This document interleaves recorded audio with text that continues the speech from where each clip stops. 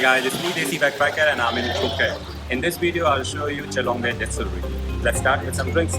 Before we learn how to make rum, we have to drink. So cheers.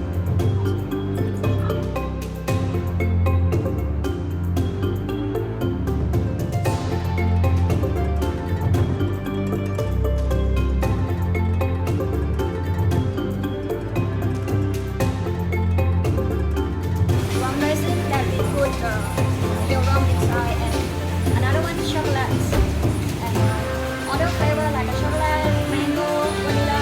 They don't have a rum inside, and if you would like to top up with rum, same way as well. Especially Hi guys, we're done with the quick trip of Chalong Bay Distillery. Got to know what makes Chalong Bay so special, and a quick way and the best way to end this trip will be some drinks.